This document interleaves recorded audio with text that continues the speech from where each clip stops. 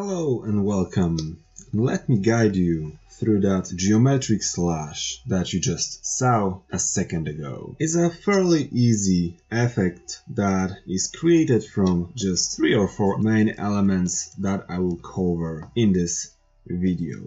The first main element, I'm gonna go with my display to show you the parts of these effects, and I will break down them one by one for you. The first part of this effect was that bubble here that was actually reused from another animation. In a second I will show you how it was created, but just check it was drawn in this way, and once I reuse it in this animation, it was stretched a little to make this shape in this way. Because the animation was based on this animation, let me create it right now. I'm creating a drawing layer, and on this drawing layer I'm gonna create a circle, and let's make maximum size of 10. It should be way smaller on the screen, like this one. Okay, once I have it, I'm gonna just quickly set up my brush. So I'm gonna go with a little smoothing, and the tip should be minimum a little lower, and maybe 10 should be enough. Okay, what I'm gonna do is I'm gonna just go and grab this bottom control point, and I'm gonna delete it. I'm gonna open my onion skin, and I'm gonna lower down the opacity of this thing. Now I will just extend the exposure, and I'm gonna create a breakdown somewhere there. So I created the second exposure.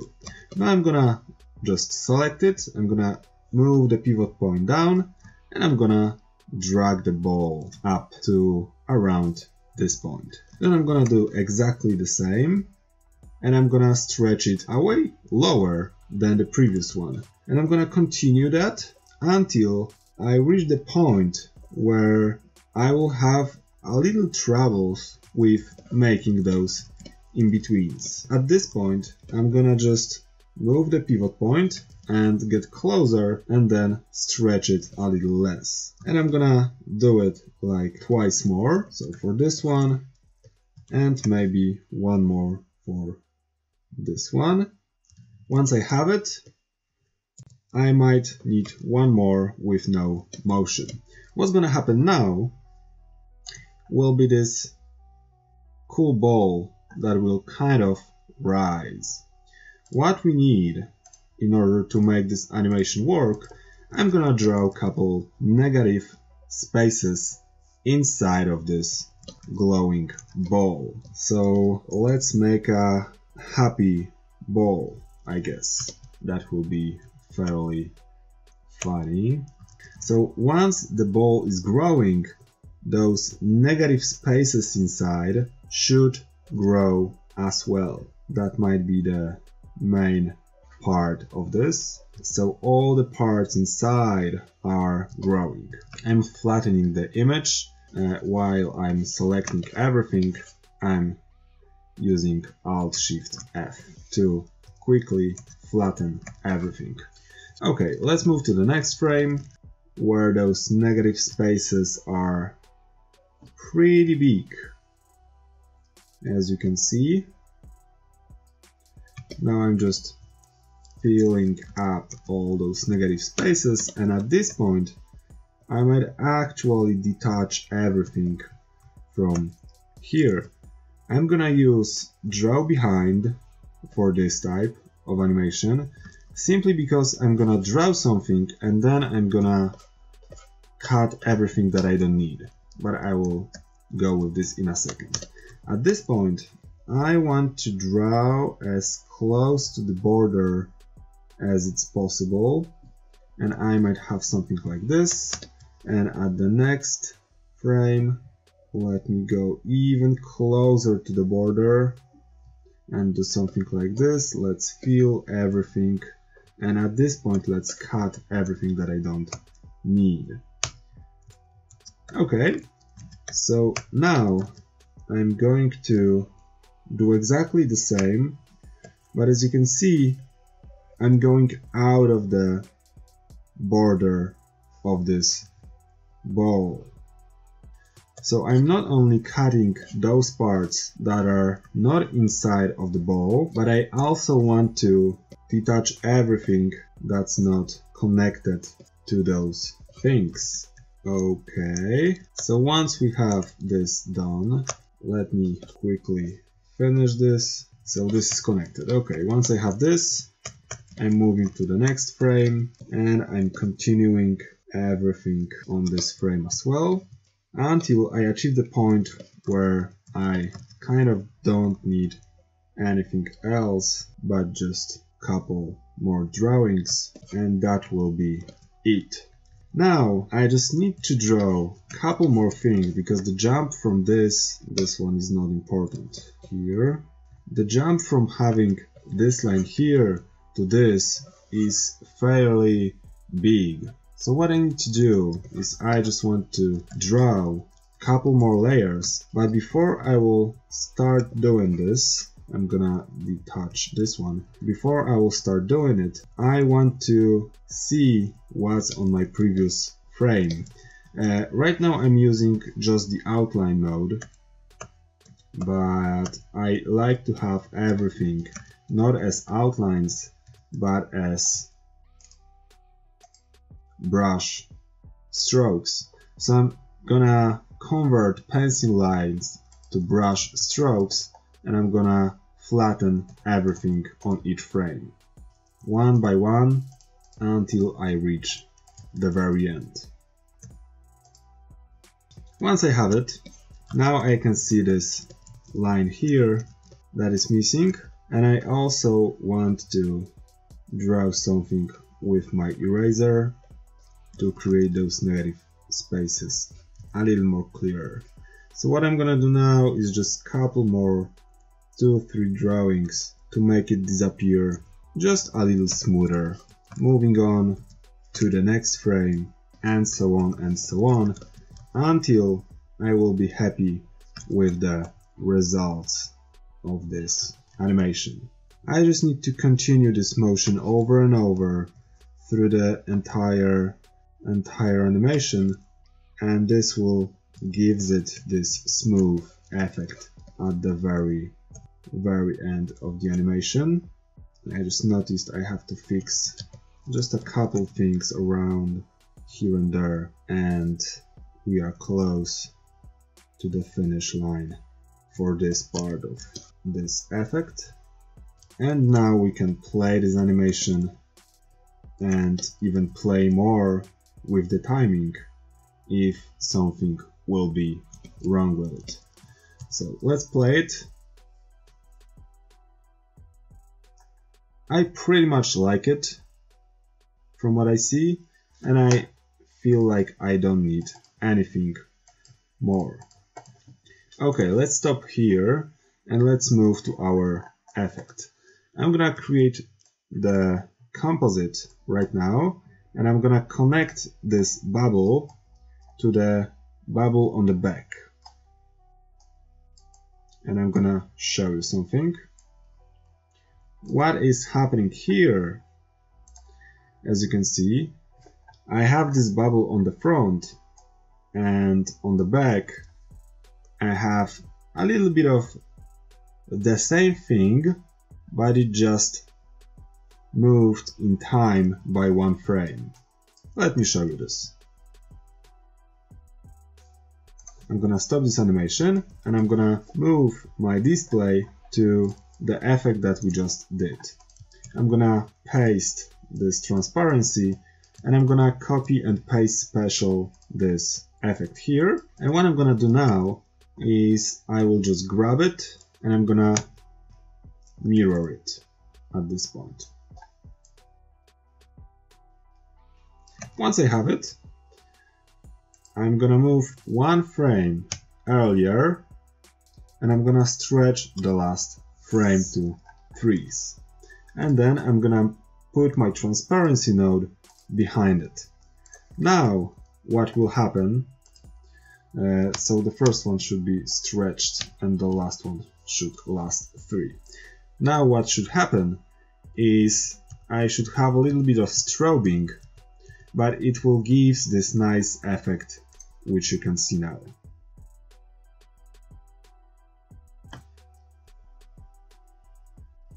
If you don't like something, or right now I kind of feel like I have to fix this main part here, maybe just by drawing a little part, and from the back part maybe I want to delete this, and what about creating something around that I will like a little more, that should move to the left maybe, why not, something like this. So to have a little more variety with this.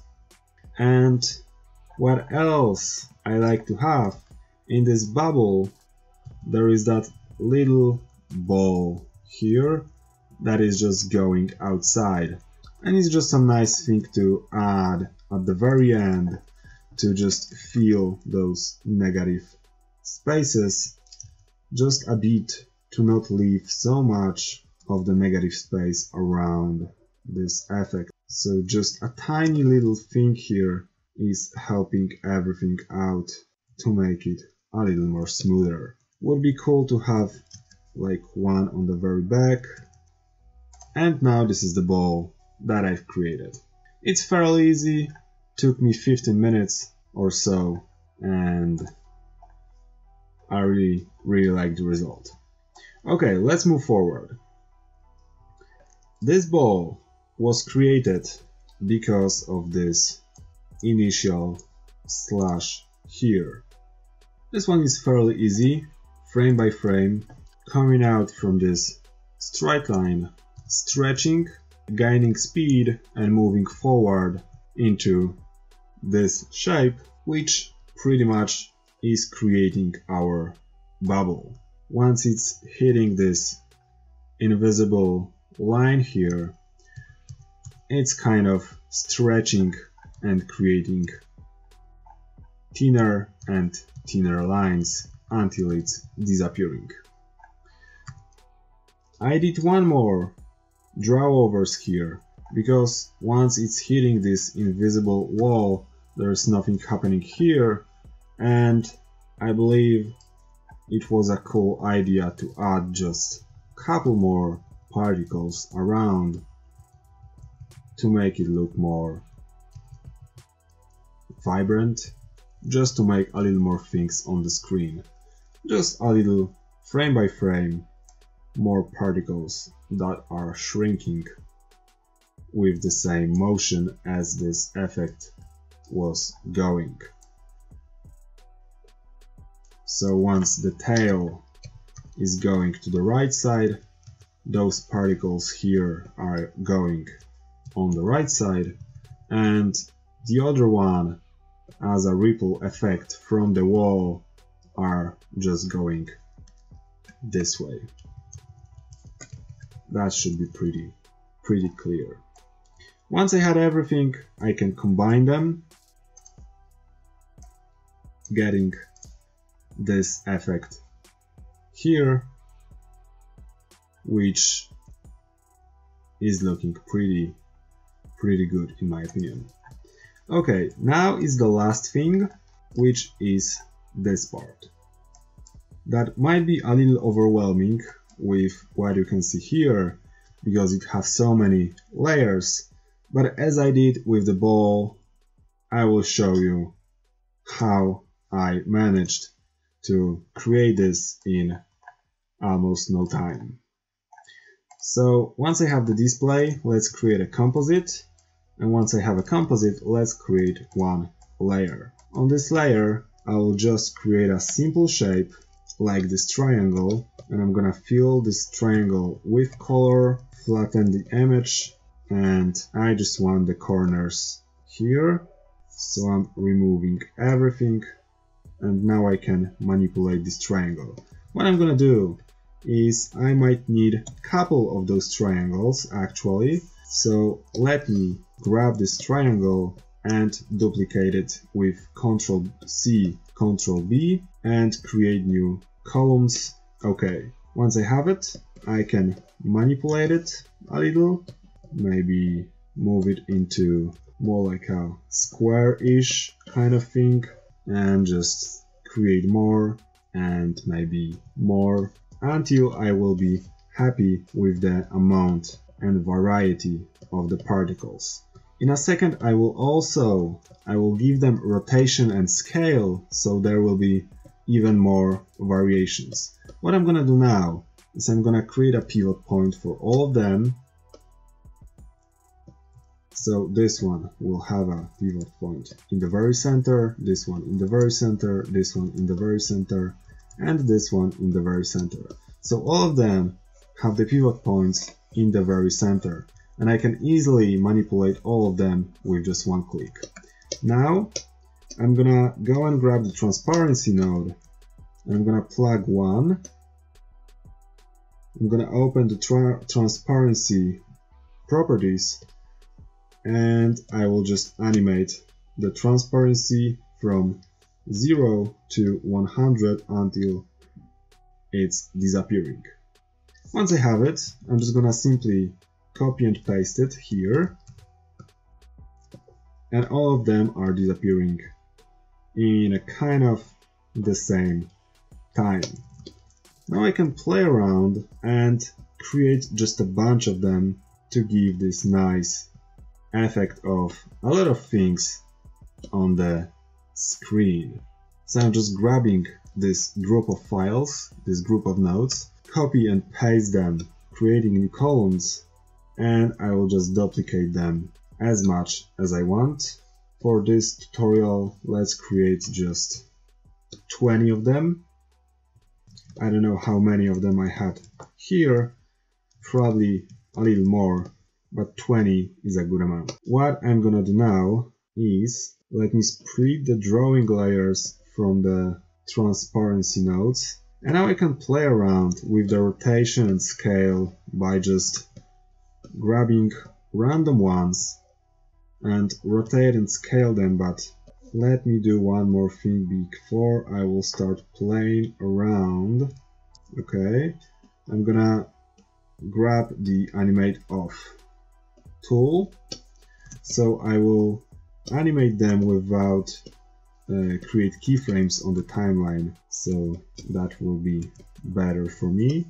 I also want to move them around just a little, and in a second I will show you why. Just a little bit of manipulation here and there. Once everything will be pretty much done, I can just switch my tool to the transform tool, and I can start grabbing them and moving them around to create a very nice, like a starting point for what I want to achieve. So everything have to kind of stay in one line. Now I will go to the first frame, and I will select all of them and create a keyframe with F6 on all of them. And I will turn the animation on. I will go to the last frame, and I will move them to the right around that. The animation right now is not very interesting, but it will become interesting in a second. I would love to create from here set ease for multiple parameters, but those transparency nodes will corrupt everything that I want to do right now. So what I will do will be the smart trick. I might select all of them, and I will tag everything with timeline tag, and from this little icon here I will view tagged only layers. So right now I don't have any corruption from the transparency nodes, so I can simply set ease for what I want, and I will just put there like 80, and here I will put like 50 on this node. And what you will see is just slowly slowing down at the very end, while the start is pretty fast. Now I can simply grab all of them and tag timeline untag, and normal view. With that being said, if I will select all of them now and turn on this show control, if you don't have this bar here, toolbar here, it's tricky right now because it's not under right click on here. Actually, you can't do it from here. You actually have to go to Window and Toolbars and Camera View right here. I don't know why it's hidden here. So right now I'm holding all of them, all of the layers with my particles, and I'm selecting this show control, and right now, with not caring about anything, I'm just simply playing around with the endpoints of this animation, moving them around to have just a nice variety of everything, just stretching them and moving, playing around to have a variety of motion here and there. At the very end, I really want to give all of them just a little more rotation with animation tool, so everything will actually rotate a little more, as you can see here. To give them just a nice touch at the very beginning, I might just grab a couple of them, and with the minus icon and plus icon I can stretch them on the timeline, so they will actually have a little more variety over the time this animation will go, and that will add just another extra layer of the variety. And now we can play this animation and we can check how it looks like. And as you can see, I have like 20 elements and I managed to make this animation fairly easy. It was just a cool effect that I could achieve making particles, but right now if I don't like one or two of them, I can easily manipulate everything that I don't want to have. At the very end, I just added to the everything just this glow node, as you can see, and everywhere is the same node, and this node is having just two glows, one with red and the second one with bigger radius and intensity with this pinkish color, and that gave this animation just a little more appealing to everything. Exactly the same effect is added to all of the animation, and because I wanted to have this bubble front and this bubble back, and as well those particles front and back, all those back things have transparency nodes with 50% on bubble and as well 50 on particles. And as you can see, it's a little bit darker and just blend with the background a little more. All the effects on top of each other creates this fairly cool special effect that I really like. And without all the effects, it's looking like this, but it's missing something. It's missing very important thing, which is this white frames, which gives this animation a way more impact once we actually have the contact point here creating this cool animation.